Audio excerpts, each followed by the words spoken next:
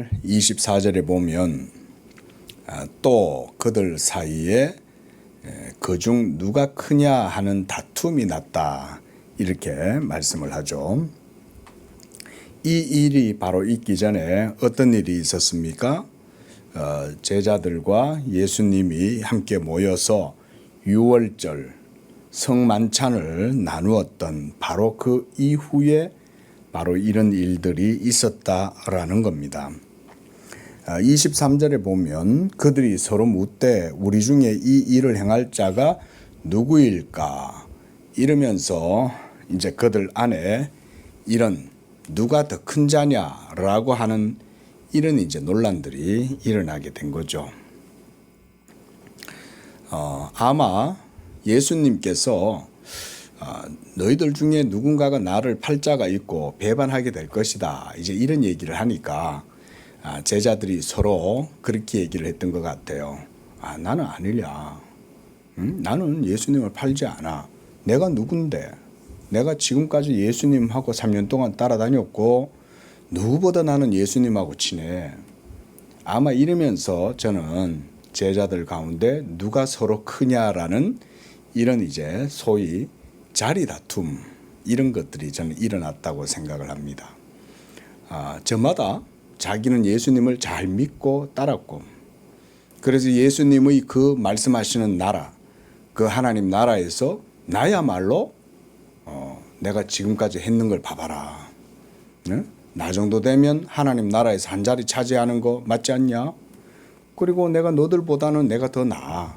이러면서 이제 누가 더 큰 자가 될 것이냐. 소위 자리 다툼. 이제 이런 것들이 논의가 생겨난 것이죠. 하지만 예수님은 이런 자리 다툼을 하고 있는 이런 제자들을 향해서 예수님이 오늘 바로 섬기는 자의 교훈을 주고 있습니다. 우리 사람은 참 이 자리, 어떤 자기의 위치, 어떤 사회적 어떤 명예, 지위 이런 것을 굉장히 중요하게 여기잖아요. 그런데 정작 그 자리에 갔을 때 어떤 사람이 되느냐를 보면 사실 그 사람의 본심을 알 수가 있는 것입니다. 그 자리에 올라가 보면 이 사람은 섬기는 자냐 아니면 군림하는 자냐 지배하는 자가 되려고 하냐. 지배하려는 사람들은 자기 밑에서 지배를 당하고 있는 피지배자들에게 대해서 사랑이나 또는 그들의 유익을 위해서라든가 이런 걸 위해서 대부분 하지 않죠. 다 이 세상에 다스리는 자, 통치하는 자들. 오늘 본문 보면 예수님이 25절에 바로 이 세상의 통치자들, 권세자들, 집권자들, 이방인의 임금들은 그들을 주관하고 그 집권자들은 은인이라 칭함을 받는다. 대통령 이러면 다들 높이죠. 예? 국회의원이다 이러면 다들 높이죠. 그게 세상이죠. 그러다 보니까 모든 사람들이 다 그 높은 자리에 올라가려고 그러는 거죠. 그 자리에만 올라가면 내가 저 사람을 이렇게 섬기고 저 사람 밑에서 이렇게 굴욕적으로 당하고 내가 저 사람 밑에 이렇게 내가 허리와 머리를 숙이고 이렇게 했지만 나도 저 자리에 가면 다른 사람들이 나한테 그렇게 굴복할 거야. 이게 세상의 논리죠. 오늘날 성숙되지 못한 정치인들이 그런 식으로 생각을 하는 거죠. 정치를 권력으로 생각하고 그 권력을 자기를 위해서 쓰는 거죠. 우리나라도 진짜 선진국으로 가려면 바로 이걸 넘어서야 됩니다. 시민들이라고 해서 낮은 자도 아니고 통치자라고 해서 높은 자도 아니고 은인도 아니다. 이런 생각을 할 수 있어야 되는 거죠.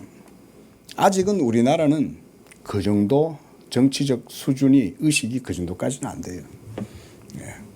국민들도 정치권에 있는 지도자들을 볼 때 좀 그런 식으로 보는 것 같아요. 저는 그것도 문제라고 생각하고, 또 막상 자기가 어떤 통치권자의 권력을 가졌을 때 자신도 어떻게 하는지 이런 것에 대해서도 의식이 전혀 없어요. 그저 누리고 지배하고 자기의 이익을 위해서 권력을 사용하고 이런 거에만 관심이 있지. 그러니까 아직은 우리나라가 먹고 사는 건 어찌어찌 해가지고 좀 이렇게 요즘 윤택하게 사는 것처럼 보여도 안으로 성숙되지 못한, 아직은 참 넘어가야 할 산이 많아요. 우리나라도. 시민들도 마찬가지입니다. 시민들 자신이 정치라는 것을 그렇게 생각해야 되는 거죠.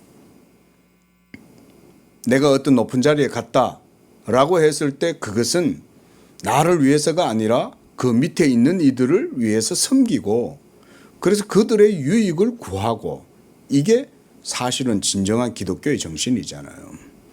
우리나라의 기독교인들이 1,000만은 안 될 것 같고 800만이라 치더라도 800만들이 그렇게 만약에 800만 중에 10%만 그렇게 다 생각하면 저는 우리 사회는 많이 변화될 거라고 생각해요. 내가 어느 날 장관이 됐어요. 내가 어느 날 국회의원이 됐어요. 내가 어느 날 대통령이 되었어요. 그러면 자기를 위하지 아니하고 국민들을 위하고, 또 위로는 하나님이 계시니까 그 하나님의 뜻을 위한다면 그런 나라에 하나님이 복을 안 주시겠어요? 근데 이 세상에 지금 그런 식의 정치 철학을 가지고 자기의 직무에 임하는 사람들이 얼마 되겠어요? 요즘 우리나라도 바로 그런 것 때문에 지금 시끄러운 거 아닙니까? 하지만 예수님께서는 지금 정치적인 입장보다는 하나님 나라의 관점으로 오늘 우리에게도 교훈을 주시는 거예요. 그래서 26절 보면 너희는 그렇지 않다. 왜 그렇습니까? 하나님 나라를 섬기는 자들이기 때문에 그런 거예요. 우리 예수 믿는 사람들은 존재의 특성, 아이덴티티 자체가 하나님 나라와 관련이 있습니다. 우리는 이 세상 속에서 대한민국의 시민권자로 삶을 살아간다 할지라도 예수 믿는 성도들의 정체성과 그들의 삶의 의미, 가치, 이것은 하나님 나라와 관련이 되어져 있습니다. 그래서 예수님은 26절에서 너희는 그렇지 않다. 이 그렇지 않다는 말은 세상의 관점, 세상의 가치관, 그런 것으로 우리는 만족하거나 그런 것으로 삶을 살아가는 게 아니라는 거예요. 예수 믿는 사람들은 하나님 나라의 가치를 가지고 삶을 추구하고 살아가는 거다. 그래서 너희는 그렇지 않다. 그래서 보십시오. 일종의 역설처럼 보이는 거예요. 너희 중에 큰 자는 젊은 자와 같고 다스리는 자는 섬기는 자와 같을지니라. 이렇게 말씀을 하시는 거예요. 세상은 그렇지 않죠. 그렇죠? 연장자들, 나이 많은 사람들이 먼저 높임을 받고, 나이 많은 사람들이 오면 젊은 사람들은 일어서고 존경을 표하고, 또 다스리는 통치자들, 어떤 권력을 가진 자들이 섬기는 게 아니라 하나님의 나라에 속한 사람들은, 다스리는 자들은 섬기는 자들이다. 참 오늘날 이렇게 정치를 한다면 이 나라가 얼마나 복된 나라가 되겠어요.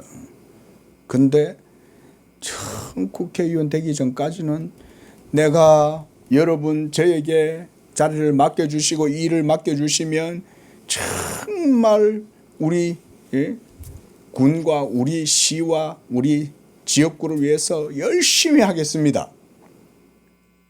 그래, 말은 그랬을지 몰라요. 오늘 베드로도 보면 하나님 앞에서 정말 큰 소리 치잖아요. 주여, 저만큼 주님을 열심히 잘 섬기는 사람이 어디 있습니까? 저는 주님이 죽음의 길로 가면 저도 따라가겠나이다. 이러면서 막 이렇게 큰 소리를 치잖아요. 근데 그 자리에 가 있어 보면 알죠. 벌써 그 자리에 가 있어 보면 이 사람은 벌써 그만한 그릇이 안 되는 거예요.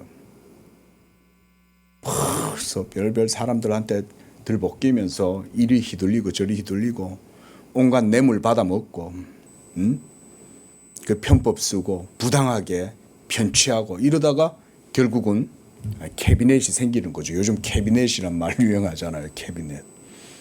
검찰이 아주 나쁜 게 그 캐비넷을 붙들고 하고 있다는 거죠. 그런 거를 배워가지고 국가와 국민들, 힘 있는 자들이 약자들을 착취하거나 유린하고 그렇게 하면 그런 것들 견제해서 법을 바르게 집행해야 되는데 그게 아니라 도리어 강자의 뒤를 봐주면서 캐비넷을 만드는 거죠. 우리 요 캐비넷에 네 자료 다 있어. 너 우리 말 잘 들어야 돼. 이러면서 검찰이 지금 그러다가 지금 이 나라가 지금 이 모양이 된 거예요. 여러분 그러는 동안에 억울한 사람들은 뭘 택하겠어요? 자살을 택하는 거예요. 억울한 사람들은 세상을 향해서 분노하는 거예요. 사회 시스템이라는 게 그렇게 돌아가잖아요.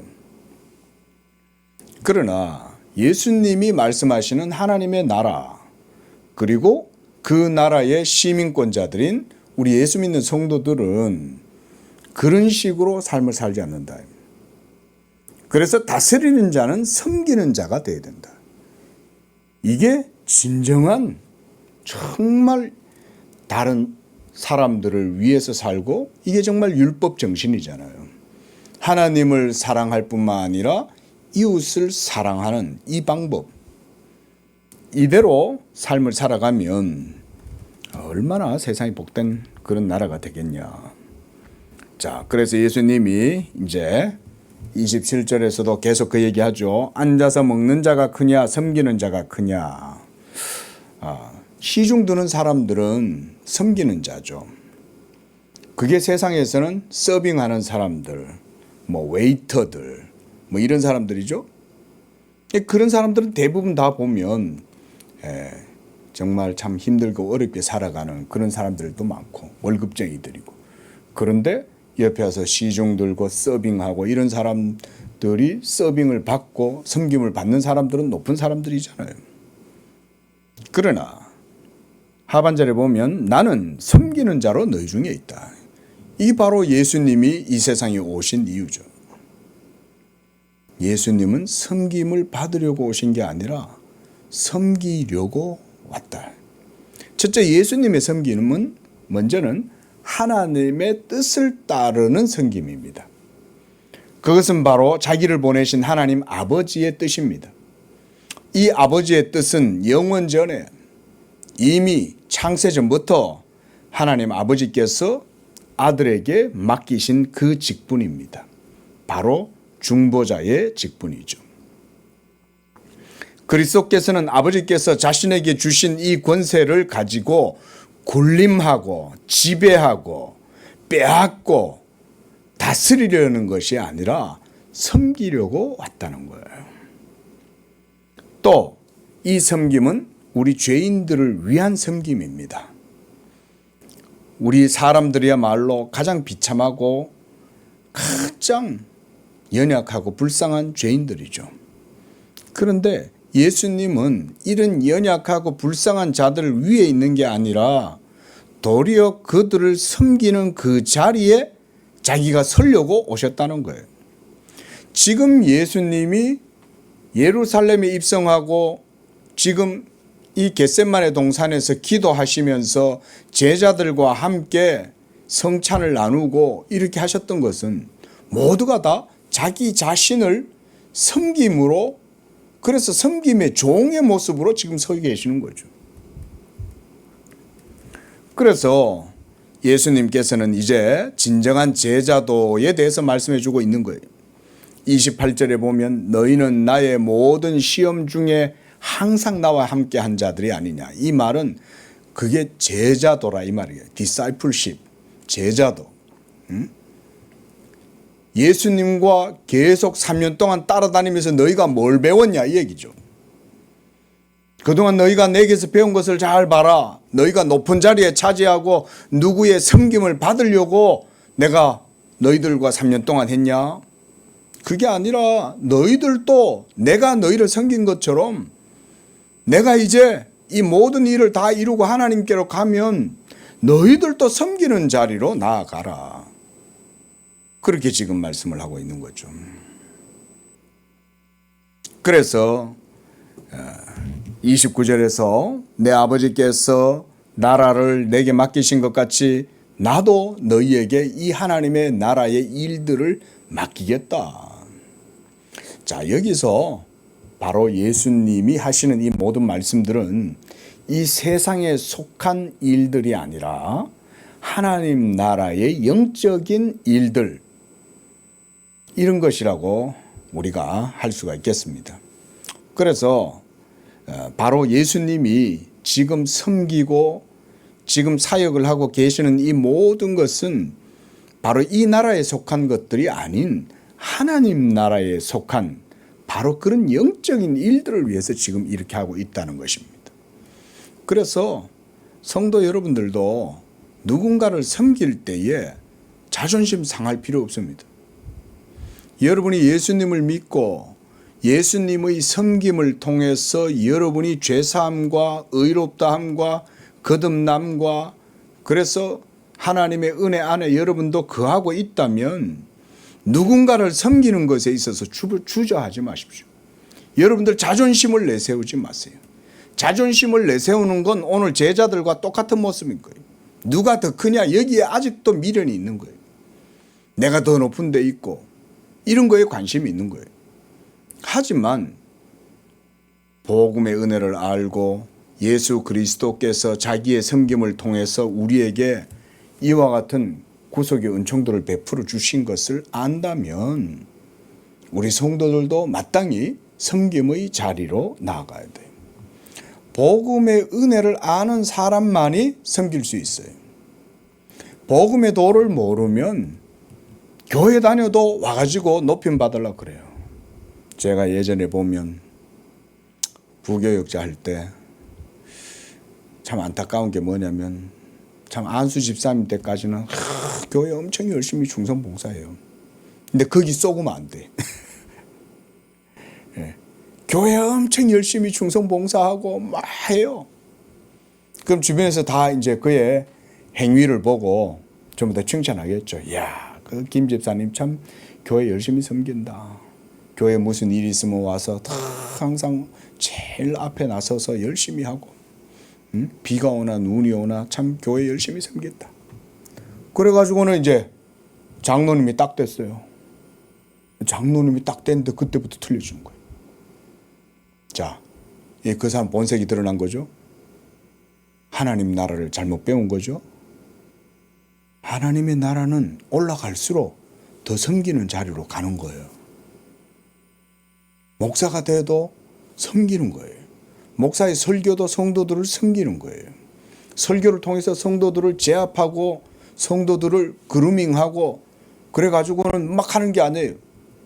성도들을 어찌든지 그리스도 앞에 세우려고 노력하고 그리스도로 말미암아서 그들이 풍성해지기를 원하고 그들이 그리스도로 인해서 지혜롭기를 원하고 그리스도로 인해서 충만하기를 원하고 하나님 아버지의 복을 받아서 이 땅에서도 정말 복되고 영광스럽게 그리스도의 그 복을 누리기를 원하고 이게 목사의 당연한 섬김의 마음 아니겠어요. 근데 내가 목사야. 만약 그런다 그러면 그것은 그리스도의 종이 아니에요. 장로님들도 마찬가지예요. 장로님들도 목사님만큼이나 영광스러운 직분이에요. 왜냐하면 주님의 교회의 몸을 붙들고 있는 아주 큰 역할을 하잖아요. 그리스도의 몸, 지상에 있는 이 교회가 예수님의 몸인데 그 몸을 지탱하고 붙들어주는 역할을 하는 게 장로님들이잖아요. 목사님이 그 역할은 잘 못해요. 그러면 장로님들도 다 그들의 리더십은 섬김의 리더십이 돼야 되는 거예요. 그래서 성도들 하나하나를 섬기기 위해서 힘쓰고 그래서 안수 집사님 때는 그렇게 더 열심히 했지만 장로님이 되면 더 열심히 뒤에서 섬기고 더 희생하고 헌신하고 주님이 복을 안 주시겠어요? 그러면 너는 정말 내가 참 충성스럽고 너는 정말 나를 따라서 섬기려고 이렇게 하는구나. 그래, 내가 너 때문에 내가 마음이 시원하다. 여러분, 하나님이, 예수님이 그렇게 안 보시겠어요? 그러면 예수님이 복을 주고 아버지도 그를 사랑해서 복을 주시는 거예요. 복 받는 게 뭐 어디 딴 데 있어요. 이런 섬김의 도, 섬김의 원리, 이런 영적인 하나님 나라의 원리를 따라서 살면 되는데, 내가 이제 장로가 됐으니까 교회도 내 마음대로 하고 내 뜻대로 하고, 내가 이때까지 이 교회에서 장로가 되기 위해서 기여한 바가 얼만데, 예? 나를 말이야, 이렇게 대접하냐? 그러면 안 되는 거예요. 교회는 세상에서 국회의원이 오든 대통령이 오든 교회 오면 여기는 하나님 나라의 왕이신 예수님이 왕이고, 그래서 대통령이 왔든 국회의원 왔든 국무총리가 왔든 장관이 와도 이 세상에 그 어떤 높은 지위에 있어도 하나님 나라의 원리를 따라 움직이면 섬김이 가장 큰 미덕인 거예요. 섬김이. 그리고 여러분 그런 거 아세요? 심리적으로 사람이 이 도덕적 미학을 가지고 있기 때문에 누군가를 정말 하나님의 뜻대로 섬기고 행하잖아요. 실천하잖아요. 그러면 사람은 정말 누구도 그걸 대신할 수 있을 만한 가치를 제공해 주지 않습니다. 그런 섬김을 행하면 자기 자신이 마음이 뿌듯한 거예요. 왜냐하면 하나님이 알아주니까. 하나님은 내가 하나님을 사랑해서 이와 같이 성도들을 섬기고, 그래서 내가 높은 체 하지 아니하고 잘난 척 하지 아니하고 내가 이렇게 하나님 섬기는 거 하나님 다 아셔. 여러분 그런 마음을 가지면 그 사람의 마음은 누구도 무너뜨릴 수 없어요. 그리고 본인 자신 스스로가 그것 때문에 감사가 넘치고 더 복이 넘치는 거예요. 섬기면 섬길수록. 이런 게 하나님 나라 원리죠. 저를 비롯해서 우리 양재교회와 성도님들이 우리가 하나님 앞에서 이런 모습으로 섬기는 그런 교회가 됐으면 좋겠어요. 그래서 29절 하반절도 예수님이 그러시죠. 나라를 내게 맡기신 것 같이 나도 너희들에게 이 나라를 맡기고, 그래서 너희가 내 나라에 있고 내 상에서 먹고 마시며 보좌에 앉아 이스라엘 12지파를 다스리게 하겠다. 이건 뭔 말이냐면 장차 완전하게 이루어지게 될 하나님의 나라, 하나님의 나라의 섭리, 통치, 이런 걸 말하는 거예요. 근데 이게 사실은 지금도 열려 있습니다. 지금 벌써 우리 가운데 이 하나님 나라는 열려 있고 벌써 우리 속에 움직이고 있어요. 그래서 우리 성도님들도 예수님이 오늘 제자들에게 하신 이 말씀처럼 여러분도 섬김의 이런 마음을 가지고 나아가면 벌써 우리도 하나님 나라 안에서 12 사도들과 함께 그 자리에 앉아서 함께 먹고 마시는 그런 영광을 벌써 이 땅 가운데에서도 보이지 않지만 누린다. 우리가 이렇게 생각을 하시면 되겠습니다. 자, 그런데요, 보십시오. 지금 31절은 24절의 상황과 완전히 딴판이에요. 원래 실상은 31절이에요. 지금이 어떤 때입니까? 지금이 자리 다툼이나 하고 서로 내가 잘났네, 네가 더 크네, 지금 이런 거 지금 다툴 때가 아니죠. 제자들은 지금 실상이 뭔지를 전혀 모르고 있는 거예요. 지금 이 상황 파악, 분위기 파악 하나도 못하고 있는 거예요, 지금. 그러나 실상은 사실은 31절이에요. 어떤 상황입니까, 지금? 지금은 사탄이 지금 예수님께 속한 하나님의 교회와 성도들과 제자들을 완전히 박살을 내버리려고 완전히 포효하면서 달려들고 있는 이런 상황인 거죠. 사실 이게 지금은 실상인 거예요. 근데 지금 제자들은 어린아이처럼 아무것도 모르고 있는 거죠. 시몬아 시몬아 보라, 사탄이 너를 밀가부르듯 하려고 너를 내어달라고 내게 예전 성경에서는 청구하였지만, 청구했다는 그 표현은 청구서를 이렇게 쓰고 그렇게 공식적으로 받아들고 이런 상황이 아니에요. 저놈 내놔. 나 저놈 죽일 거야. 여러분 이런 거예요. 이 양아치 동네 깡패들이 와가지고 말이죠. 예? 하듯이 사탄이 예수님한테 와가지고 저 베드로 내놔. 내가 베드로 오늘 죽일 거야. 베드로 내가 완전 끝장낼 거야. 그래서 내가 지옥까지 끌고 갈 거야. 거의 지금 이런 분위기인 거예요. 이게 지금 본문에서 말하는 상황이에요. 사탄이 와서 예수님한테 내놓으라고 막 이렇게 할 때 그 상황을 파악할 수 있는 건 예수님밖에 없죠. 베드로는 사탄이 있는지도 모르잖아요. 응? 그러니까 지금 자리 다툼이나 하고 있는 거지. 지금 이 판에. 지금 상황이 어떤 때예요? 사탄이 이길 것이냐, 예수님이 이길 것이냐, 사망이 이길 것이냐, 생명이 이길 것이냐, 어두움이 이길 것이냐, 빛이 이길 것이냐, 예? 영원한 저주와 형벌을 이길 것이냐, 아니면 값없는 은총이 이길 것이냐. 지금 이것과 이것이 지금 그게 지금 싸움 아닙니까? 그게 지금 실상이죠. 지금 그런 상황에서 지금 철없는 제자들이 자리 다툼이라 하고 있으니 얼마나 안타깝겠어요. 근데도 보십시오. 예수님은 사탄이 너를 내게 요구했지만 내가 너를 위하여 네 믿음이 떨어지지 않기를 위하여 내가 기도하였다. 우리의 영혼의 구원, 우리가 사탄에게 눌려서 죄의 종노릇하고 사망의 권세 아래 사로잡혀 가지고 이 땅 가운데에서 육체를 따라 살다가 결국 멸망할 수밖에 없던 우리들을 구원하고 생명 주고 의를 주고 하나님의 자녀로 바꾸어 주고 이렇게 생명을 주시는 이런 일들은 예수님이 우리를 위하여 그 일을 하시기 때문에 그런 거예요. 예수님이 섬기고자 하신 것은 바로 그걸 섬기시는 거예요. 지옥에 갈 우리들, 영원한 어둠 속에서 저주의 자식으로 그저 육을 따라서 멸망의 길로 걸어갈 수밖에 없는 우리들을 위해서 예수님이 섬겨주시는 거예요. 끝까지 베드로를 위해서 예수님은 기도한다. 이게 섬김이잖아요. 지금도 예수님은 우리를 그렇게 섬겨주고 계세요. 지금도. 여러분들을 위해서도 예수님은 동일하게 섬겨주고 계시는 겁니다. 그래서 이제 예수님은 너는 돌이킨 후에 너의 형제들을 굳게 하라. 이렇게 말씀했어요. 그러니까 베드로가 또 자존심이 스크래치가 난 거예요. 예? 자존심 상한 거예요. 예수님 뭐 그렇게 말씀을 섭하게 하십니까? 제가 어찌 예수님을 배반하고 예수님의 그 길을 내가 떠나겠습니까? 그럴 일 없어요.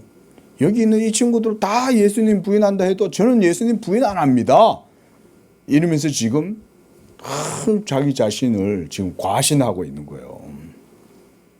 자, 우리 성도님들도 마찬가지고요. 절대 자기 믿음을 과신하면 안 됩니다. 절대. 자, 믿음은 우리에게서 난 겁니까? 하나님에게서 난 거죠. 그러면 감사해야 할 일밖에 없지 과신할 일은 없어요. 내 믿음을 과신한다는 것 자체가 벌써 내가 영적으로 교만함에 쏟고 있는 거예요. 응? 우리는 하나님 앞에서 자랑하고 내세울 게 하나도 없어요. 예수님이 우리를 위하여 기도하고 우리를 섬겨주시지 않으면 우리는 좋아, 너 이리 와, 오늘 너 잘 됐어. 너 내가 그동안 벼르고 벼렸는데 너 오늘 잘 만났어. 너 오늘 한번 죽어봐. 여러분, 사탄이요, 우리 주위에 늘 호시탐탐 삼킬 자를 찾아서 두루 다니고 있는 거예요. 지금도. 예수님의 중보의 은총 밖을 벗어나면 즉시로 너 뭐야? 너 왜 어떻게 여기 왔어? 네가 여기 왜 있어? 너 이리 와 임마. 잘 됐어. 사탄이 그대로 탁 잡고 가는 거예요.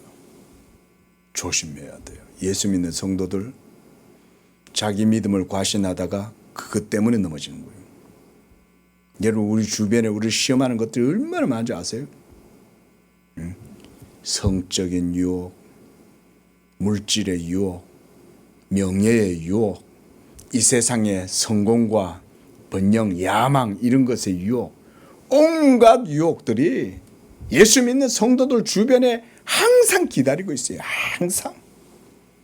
그래서 딱 믿음을 벗어나서 딱 걸리기를 기다리고 있는 거예요. 그런데 여러분, 예수님이 그런 우리를 위하여 기도하고 우리를 지켜주시지 않는다면 우리는 우리의 믿음을 스스로 유지할 수 없어요. 우리는 조금만 풀어놓으면 금방 혼자 넘어져요.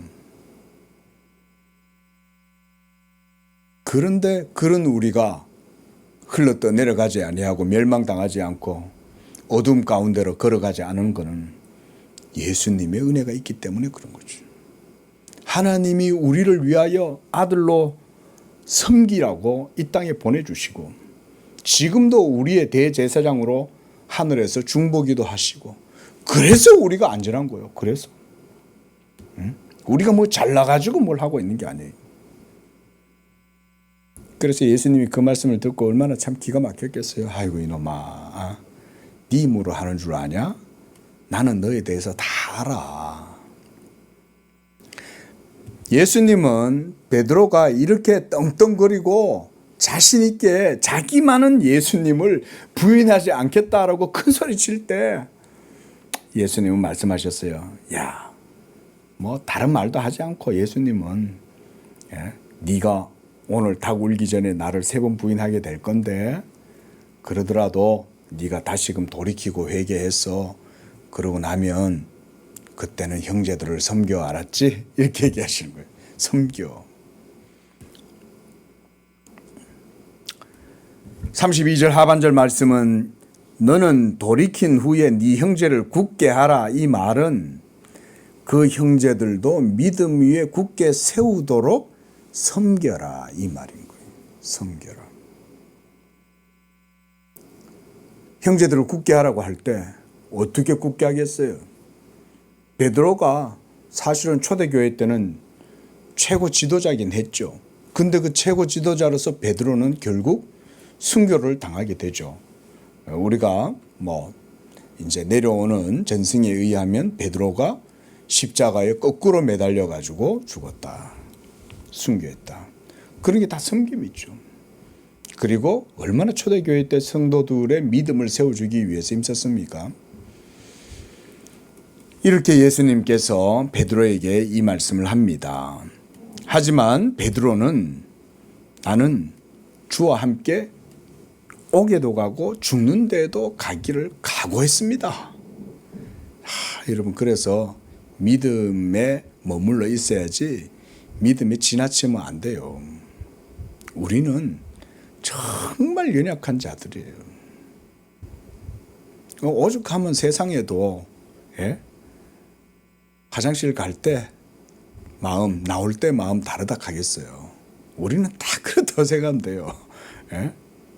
세상 사람들도 그걸 아는데 사람의 마음이 얼마나 간사합니까? 내가 돈이 있으면 많은 사람들을 도와주고 내가 돈이 있으면 이렇게 뭘 하고 할 것 같죠?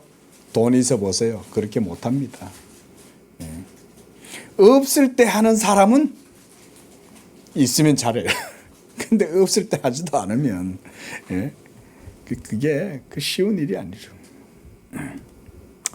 자, 지금까지는 이와 같이 예수님께서 섬김의 도를 얘기하면서 또 이제부터는 하나님 나라의 그 섭리, 경륜에 대해서도 말씀해 주고 있어요.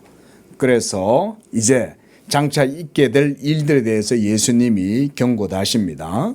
35절에 보면 내가 너희를 전대와 배낭과 신발 없이 보냈을 때 부족한 것이 있더냐? 없었습니다. 이제부터는 전대가 있는 자는 가지고 있고 배낭도 가지고 있고 또 검 없는 자는 겉옷을 팔아서 검을 사라. 이렇게 말씀을 했어요. 그러면서 이제 이것을 37절에서 설명합니다. 기록된 바 그는 불법자의 동류로 여김을 받았다 한 말이 내게 이루어져야 하리니. 지금까지 예수님의 모든 사역은 하나님의 뜻을 이루는 게 예수님의 기본적인 사역의 내용이죠. 그리고 그것은 바로 우리를 섬기는 것이고 우리를 구원하는 일입니다. 그런데 이제 그 하나님의 뜻을 이루는 그 경륜, 섭리가 이루어지는 바로 그때에 이제 이런 일들이 일어나게 될 거라고 예수님이 말씀하고 있는 거예요. 불법자의 동류로 여김을 받았다. 바로 죄인으로서 체포된다 이 말인 거죠. 이제 곧 있으면 예수님이 이제 제사장들이 보낸 그런 군병들에 의해 가지고 잡히시잖아요. 그럴 때 바로 그 일이 이루어지게 돼야 된다는 거예요. 그렇게 되면 바로 하반절에 보면 내게 관한 일이 이루어져 감이니라. 예수님이 이렇게 말씀하죠. 그러니까 지금은 예수님의 모든 사역의 포커스는 하나님의 섭리와 뜻을 이루는 데 있다는 걸 알 수 있어요. 심지어 제자들은 거기에 관심도 없이 자리 다툼이나 하고 있지만 예수님은 그런 하나님 나라에서 중요한 건 섬김이다. 내가 지금도 너희를 섬기고 있는 것이고 이 섬김을 통해서 이 하나님 나라의 일들을 내가 지금 이루어가고 있다. 지금 그 말씀을 이렇게 표현하고 계시는 거예요. 그때 옆에 있던 제자들이 예수님께 말씀합니다. 주여 보소서 여기 검 둘이 있나이다. 이들이 검을 왜 가지고 다녔을까요?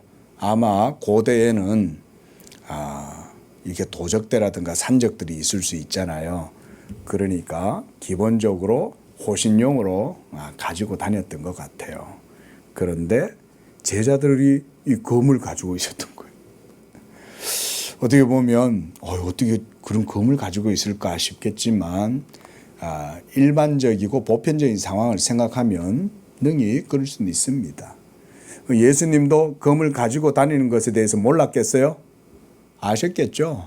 알지만 예수님이 굳이 그걸 가지고 어찌 나하고 다니면서 검을 갖고 다니는 거야. 검 같은 거 갖고 다니면 안 돼. 예수님이 이렇게 하시지 않았다는 거죠. 그저 가지고 있는 걸 아셔도 아무 말씀 안 하시는 거죠. 일반적으로는 그게 보편적인 상황이었기 때문에 저는 그렇다고 봐요.